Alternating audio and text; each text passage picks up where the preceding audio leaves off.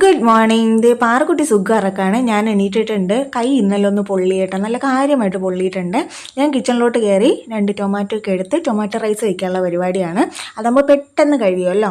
എന്നിട്ട് ഞാൻ ദേ ചെറിയൊരു ഫേസ് പാക്കൊക്കെ ഇട്ടു. എന്നിട്ട് അഴുക്കായ പാത്രങ്ങളൊക്കെ അങ്ങ് അപ്പം തന്നെ കഴുകി വെച്ചു. വെള്ളത്തിന് ഫോഴ്സ് കുറവായിരുന്നു, എന്നാലും കഴുകിയിട്ടാ. അപ്പോഴത്തേനും നമ്മുടെ ടൊമാറ്റോ റൈസ് റെഡി ആയിട്ടുണ്ട്.